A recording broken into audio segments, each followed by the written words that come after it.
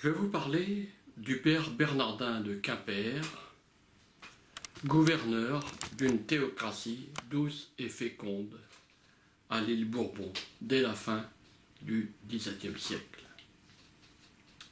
Ce titre paraîtra énigmatique, et pourtant, notez cette analyse d'un témoignage relativement proche de l'époque que j'ai trouvé dans les archives coloniales du ministère de la Marine et des colonies.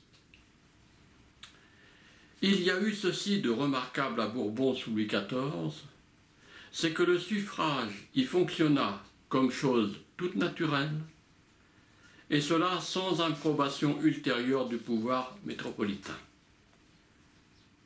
La suite du récit montrera que les anciens habitants de l'île Mascareigne recoururent à ce moyen de se choisir un maître ou de se donner des élus, une sorte de municipalité pour l'époque. Chaque fois que la nécessité s'en produisit parmi eux, ou qu'ils le jugèrent à propos.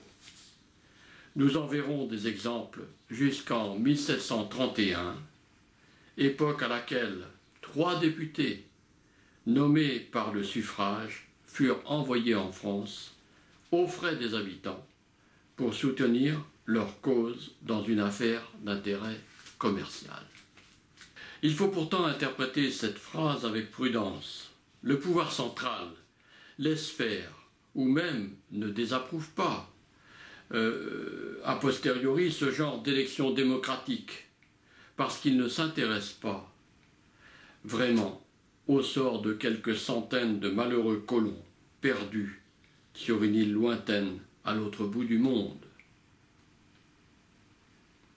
Si ces habitants utilisent le vote pour désigner celui d'entre eux chargé de les diriger, c'est bien qu'ils ont à l'esprit le sens de l'égalité si cher aux Celtes. L'expression « théocratie douce et féconde » du titre est celle de professeurs Raoul Lucas et Mario Serviabre dans leur livre « Les gouverneurs de la Réunion ». Elle traduit bien le tempérament et le ministère du père Bernardin. Parmi les nombreux gouverneurs de l'île Bourbon à l'époque moderne, il n'était pas facile de repérer celui qui pouvait apparaître comme le plus emblématique de mon sujet de recherche. On pense évidemment à Antoine Desforges-Boucher, né à Brest en 1679 et qui a laissé un mémoire complet et détaillé, mais particulièrement sulfureux, sur les habitants de l'île Bourbon en 1711. Son gouvernement, qui a lieu à son retour dans l'île, ne dure que 2 ans et laissera peu de souvenirs heureux, selon Lucas et Serviable, de cette époque 1723-1725. À partir de 1718, la nouvelle compagnie va exiger de ses gouverneurs des lettres et une noblesse de caractère et de naissance. Dès 1699, date de la nomination de Jacques de la Cour, sieur de la Saulaie, c'est également le début d'une tentative de traite négrière systématique, écrivent Serviable et Lucas. Traite pratiquée, dit-on, le plus souvent par des forbans installés à Madagascar. La plupart des gouverneurs du début du XVIIIe siècle vont s'enrichir sans scrupule du commerce des esclaves, ce qui n'était pas le cas des précédents dont fait partie le père Bernardin.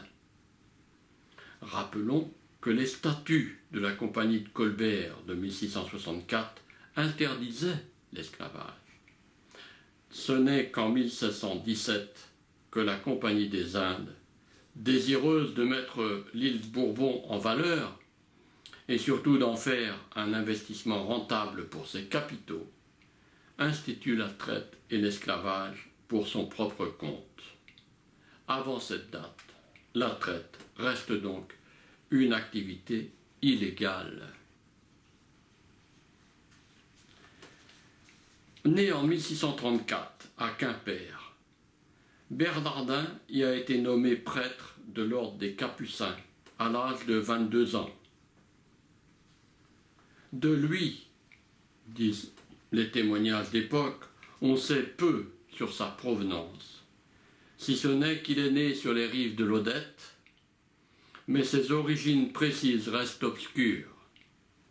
Il est dit qu'il prit l'habit de saint François le 1er mars 1656 et s'est ensuite dévoué au service de la mission des Indes. Pourquoi est-ce lui, plus qu'un autre, qui est envoyé dans l'océan Indien? Peut-être son âme bretonne le fait-elle rêver à l'aventure maritime. Pourtant, on le dit de santé fragile, et il a déjà une quarantaine d'années quand il part pour les mers du Sud. Le capucin Bernardin de Quimper est arrivé dans l'île en mai 1676 à bord du Saint-Robert.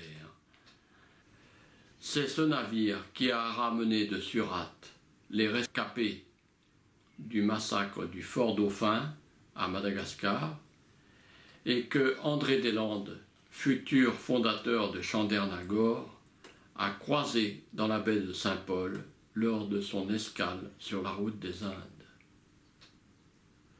Le père Bernardin a donc vécu en Inde avant de s'établir à l'île Bourbon. Il serait venu dans l'océan Indien avec l'escadre de Perse, celle de Blanquet de la Haye, en 1671. Mais Lucas et Serviable pensent que son premier contact avec l'île Bourbon date de 1674. Avant 1676, est-il resté aumônier de bord quelques années? Est-il arrivé à Surat après la défaite de la flotte française à Ceylan, ou bien s'y trouvait-il déjà? Homme cultivé, le père Bernardin a dessiné le plan de Saint-Thomé. C'est donc qu'il s'est trouvé à un moment sur la côte est de l'Inde, très certainement en même temps que l'escadre de Perse, mais c'est bien le chef français du comptoir de Surat, donc dans l'ouest de l'Inde, Baron, qui envoie aux Mascareignes. Alors voilà le témoignage. Un ordre de baron l'avait envoyé à Bourbon en 1676 pour faire la mission, mais aussi pour faire reconnaître l'autorité du roi en la personne du sieur Auger, capitaine du Saint-Robert, chargé d'exercer les fonctions de gouverneur au cas où l'île en aurait été dépourvue. Peut-on lire sous la plume de Jean Barassin dans un ouvrage intitulé « Naissance d'une chrétienté ». À son débarquement, l'île est dirigée par Henri S. d'Orgeret, gentilhomme de Saintonge, donc Poitevin, et ancien capitaine de troupe, gouverneur depuis 1674 avec Fleurimont comme lieutenant et le père Bonnet pour administrer les sacrements. La compagnie avait trouvé un homme d'un commerce agréable qui allait instaurer la paix civile et redonner confiance aux colons. À son décès en 1678, lui succède Germain de Fleurimont. Homme peu cultivé, dénué de toutes ambitions, entretenant de bonnes relations avec l'ensemble de la population, qui s'est toujours considéré comme un intermédiaire, un intérimaire. Il avait la modestie et l'honnêteté de signer bien souvent les actes officiels en tant que lieutenant du roi et non gouverneur, disent Lucas et Serviable. Leur jugement insiste sur les qualités humaines de ces deux personnages. Modestie, honnêteté, bonne relation avec l'ensemble de la population, commerce agréable, instaurant la paix civile et la confiance des colons. À la mort de Fleurimont en 1680, probablement par noyade dans l'étang de Saint-Paul. Le père Bernardin est sollicité par ses paroissiens.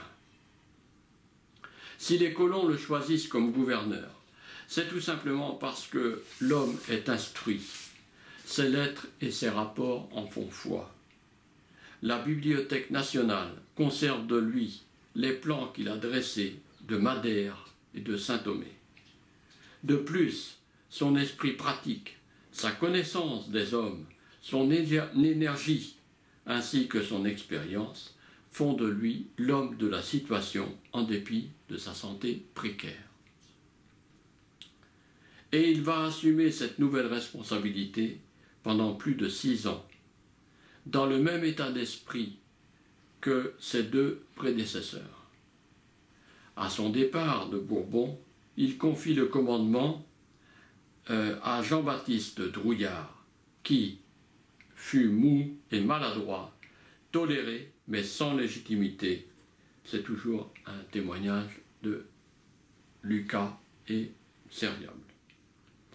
En fait, c'est le père Caneyem, arrivé du diocèse de Vannes en 1687, qui détiendra réellement, de par sa situation d'ecclésiastique et de par sa force physique, l'autorité dans l'île. Drouillard, gouverneur malgré lui, méfiant et peureux, tant qu'il conservait la confiance du père Caneyem, pouvait se maintenir. Quand il ne fut plus dans les bonnes grâces du curé, ce fut l'hallali. La population se souleva, sa maison fut incendiée, traumatisé, il prit la fuite à bord d'un vaisseau portugais de passage.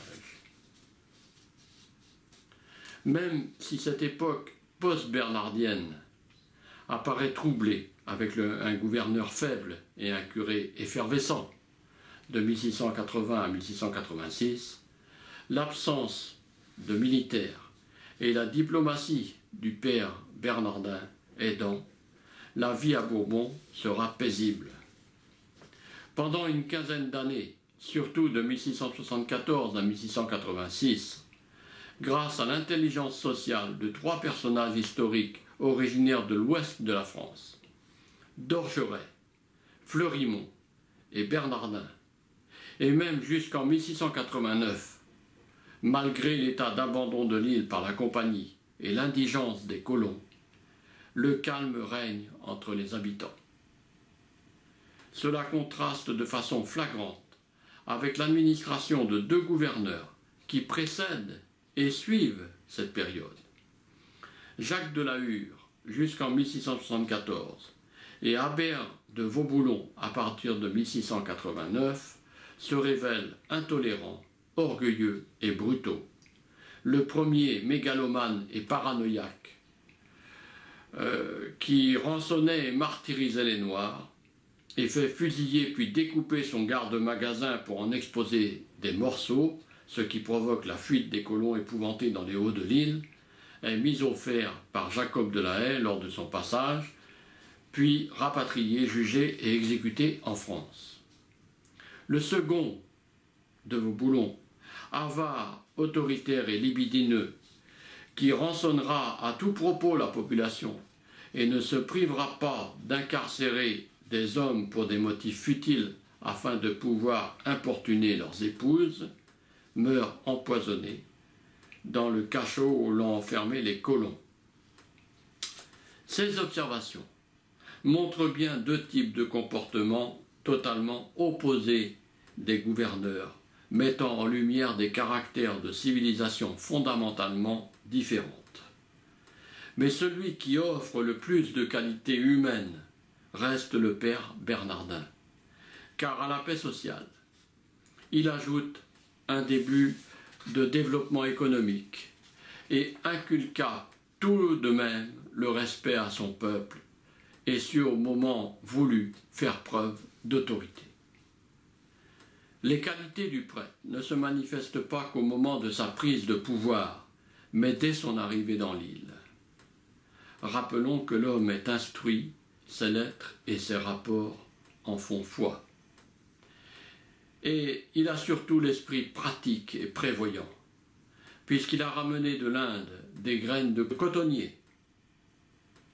Dans la situation de précarité où se trouvent les colons, quasi abandonnés par une compagnie des Indes ruinée, qui ne les ravitaille même pas, de 1678 à 1686, seuls 3 vaisseaux firent escale à Bourbon.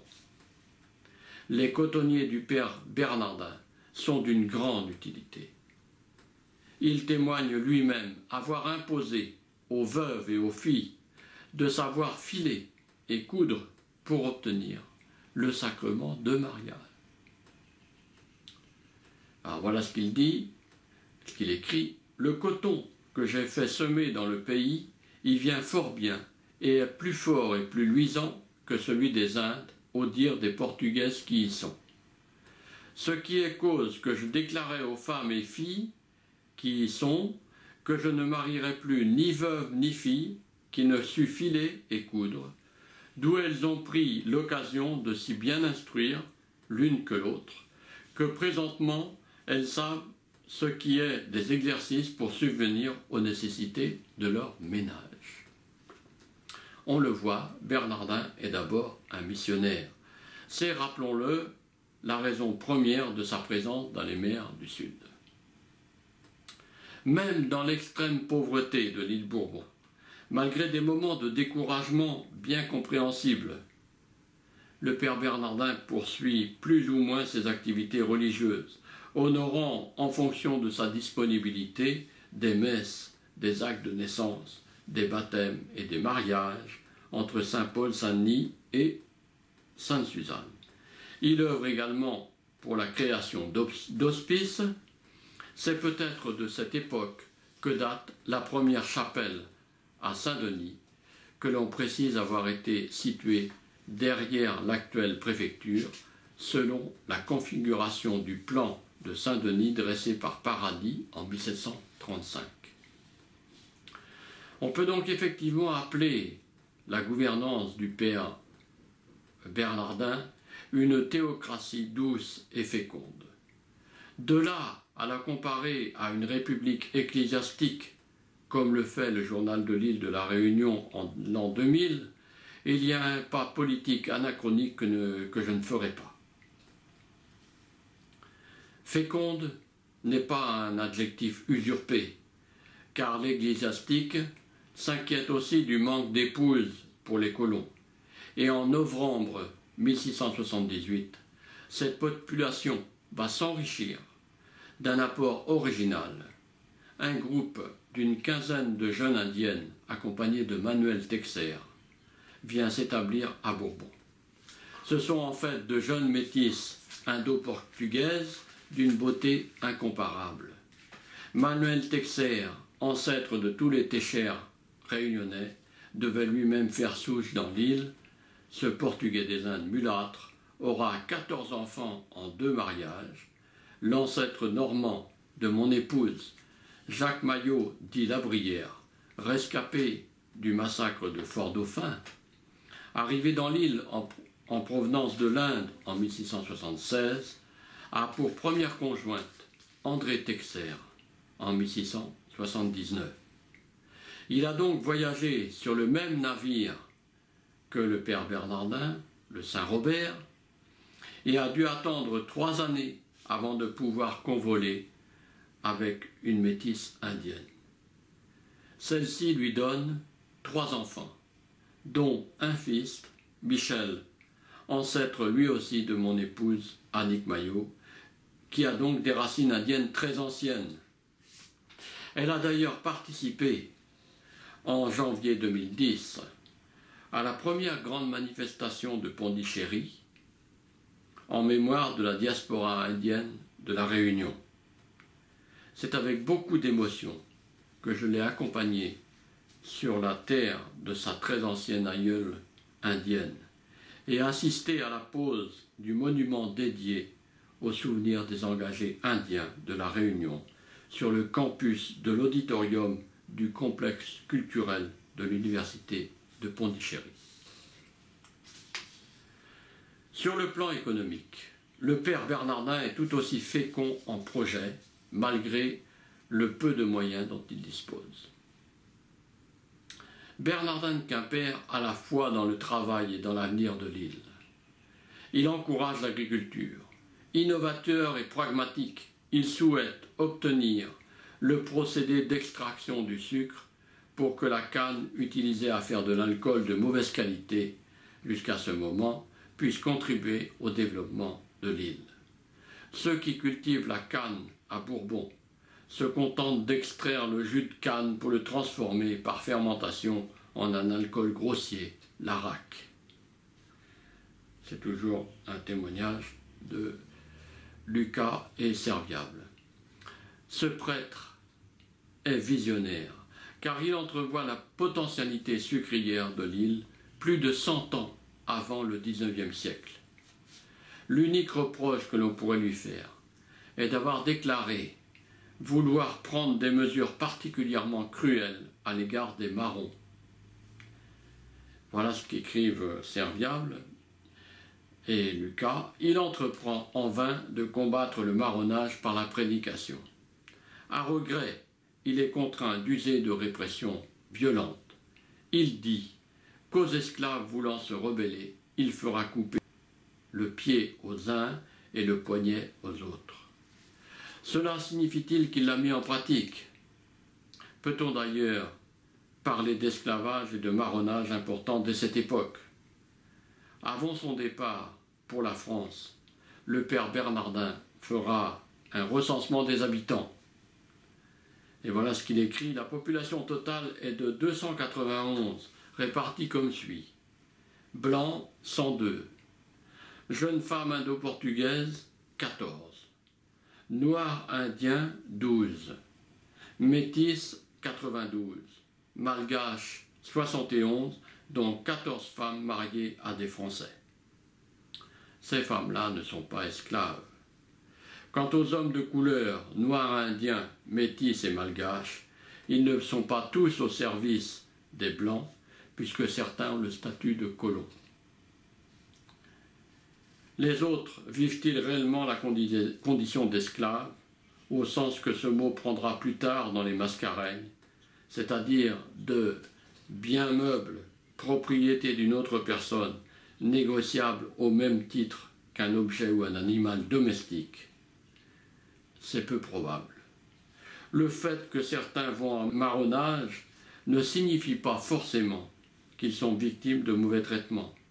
L'absence de rémunération n'est pas non plus une preuve d'esclavage. La petite société bourbonnaise n'a pratiquement pas d'argent. Le troc reste l'unique moyen de paiement. Le travailleur échange donc son labeur contre sa nourriture. Ce n'est pas là de l'esclavage.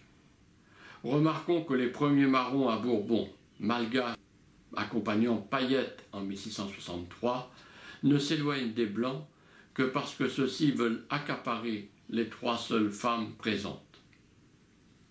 Notons encore que, sous de la hure, blancs comme noirs marronnent pour fuir les excès d'un gouverneur à demi fou. C'est l'époque des Kivis, les premiers blancs qui marronnent. Plus tard, le marronnage de quelques malgaches tient, selon le père Bernardin, au fait que ceux-ci, quoiqu'en assez petit nombre, ayant su le désastre de Fort-Dauphin, complotèrent d'infliger à la colonie de Bourbon un massacre de ce genre, avec cette réserve, dit-il, qu'ils voulaient garder les femmes et le chirurgien pour les soigner, et moi pour leur administrer les sacrements. Ces révoltés, se persuadant avoir assez de ruse et de force pour avoir l'avantage sur les Français de l'île Bourbon et s'en rendre les maîtres, ont pris occasion par 3 ou 4 fois différentes de tenter leur destruction totale.